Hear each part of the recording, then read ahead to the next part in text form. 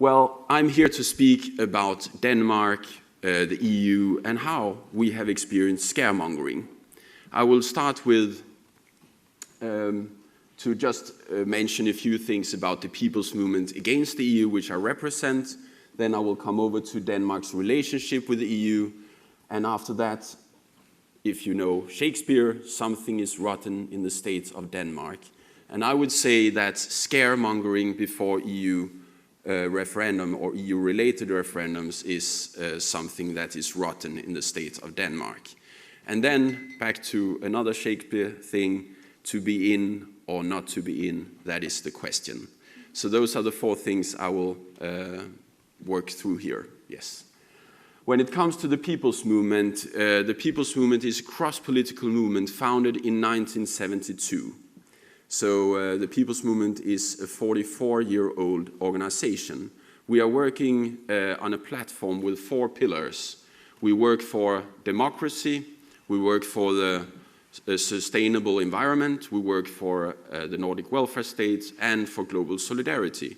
And the target and the goal for the People's Movement is that Denmark shall leave the European Union. The People's Movement against the EU has been represented in the EU Parliament since the first direct election in 1979. And today we have one member of the Parliament, that's Ragnarok, and I am the substitute member for the People's Movement. So we are represented in the Parliament, we are voting on our platform for those things, and we are especially working for taking back powers and for Denmark to get a referendum. We have actually started a campaign for a Danish referendum. We are collecting signatures in Denmark, and hopefully a British leave result will result in a Danish referendum also about the EU membership. Denmark's relationship with the EU. Denmark joined the EU together with the United Kingdom 1st of January 1973, and that was Denmark including Greenland, but not with the Faroe Islands. Then Greenland had a referendum in 1982 and left the EU in 1985. Naja Lynge, who is here, will speak about the Greenlandic relationship with the EU later, so I will not mention more now. We had also referendums about other things, and as I mentioned here, the Danes voted no to the Maastricht Treaty in 1992. That was a very big shock in Brussels when the Danes voted no. What happened was that the Danish government and the EU started to negotiate, and Denmark got 4 opt-outs. And later there was a referendum in 1993 where the opt-outs, the no to the euro, the no to EU military, the no to supranational justice policy, and the no to citizenship was confirmed. So Denmark joined the EU but said no to some very core things in the EU as a foundation. Then later our government also wanted to ask us again about the euro, so we had a referendum in year 2000 about the euro, and a majority of the Danes voted no. And last year, as John said, we also had a referendum in December in Denmark about the supranational justice policy, and also the Danes again voted no. Then we have a situation right now where a majority of Danes wants a referendum just like you have in Britain. So this is you can say in short, the situation Denmark and the EU. I sometimes say Denmark is partly a member of the EU. We are not a 100% member because we have these strong opt-outs. Yes. Then we have the question of scaremongering.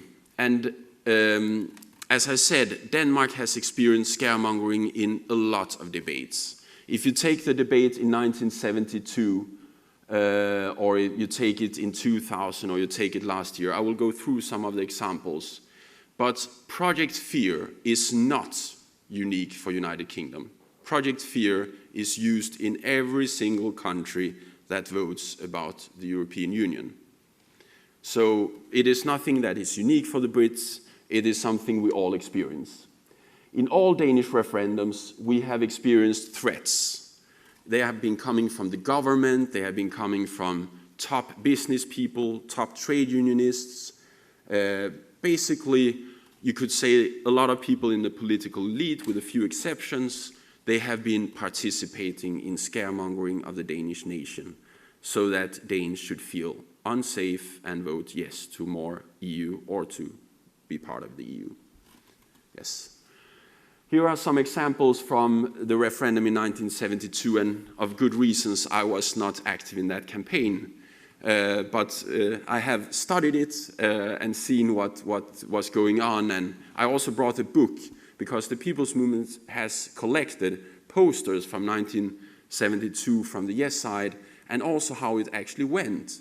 And I have taken some of my favorite posters with me here. The one to the left says, a loss on 4.5 billion outside EEC. EEC was the name of EU before. 4.5 billion is a lot in Denmark. Danish kroner is around 1 to 10, so that's like £500 million, you know, but in 72 that was a lot of money. The second one says, can you afford 20% devaluation? And then they took, in this poster, they took different commodities and they said, if we devaluate our currency, this will be the price, 20% more on all these different things. Can you afford that as a citizen? And some people in Denmark have said this was definitely part of the campaign. The Danish currency fell before the Danish referendum. I don't know if you noticed it, but the British pound is falling right now.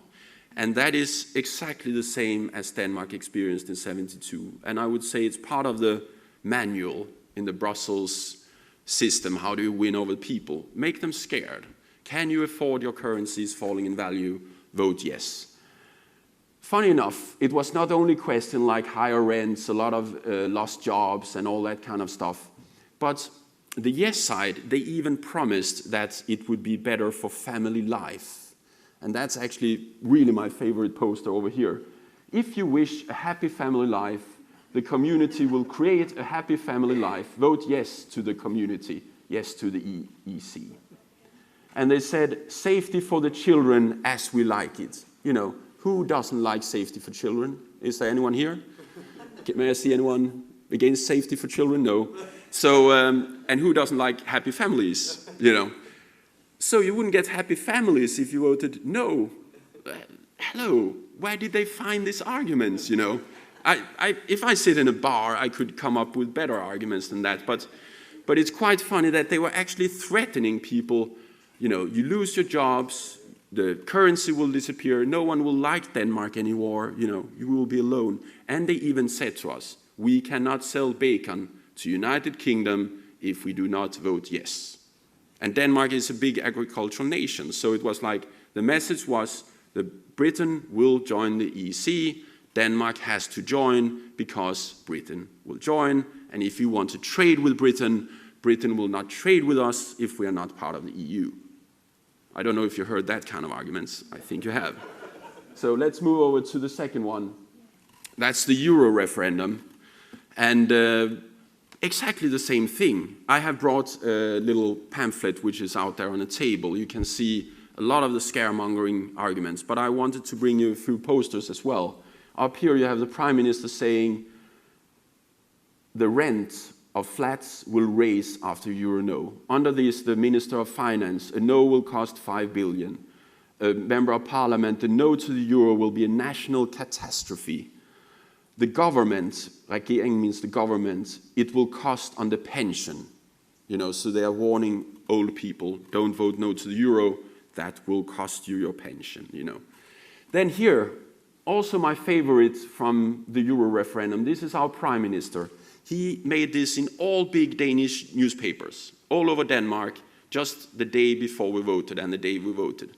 In the end, he writes, a no will cost. A no will mean that Denmark will manage outside safety, outside community, outside influence. It will be expensive, and it will be the other who will decide the speed. If you still are in doubt, then think carefully about this. Think about your children and your grandchildren. I am sure they deserve a yes. It is you who decide, I hope, on your yes. You know, we will be outside safety, outside everything. Vote yes. That was the Prime Minister speaking as the father of Denmark to his dear citizens. But what did we vote? We voted no. And what's happened? This is from the newspaper the day after. Headline, calm on the financial markets. Up there in the corner, the stocks went up, the Danish kroner kept its value, the interest rate didn't change, and the euro didn't change. Denmark is doing much better than most countries in European Union, and we do not have the euro. But we had all the scaremongering before. Danes, in average, we are richer than the Germans. Last time I saw, an average Dane earns around $10,000 more than an average German. How can that be? In that campaign, I also heard Denmark is a too small country to have its own currency. You know, we are around 6 million people, 5.7, but we are too small to have our own currency. But how come we are richer than the Germans and the French? How come we are doing better than the Euro countries? Now we have proven they are wrong with all their scaremongering. And if we take the next debate, the next slide please, yeah. The referendum we had in December, I brought you also a few there. It was about justice policy because EU has a supranational justice policy. Most of you have never had a debate about it because there is only one EU member state who had a referendum about justice policy, and that is Denmark. So what's happening in most countries is that the justice policy will be transferred to the EU, but Britain has an opt-in. So Britain is partly into the justice policy. But Denmark, we had said, we are not part of the justice policy. We can cooperate as an independent state when it comes to justice. But here are a few examples.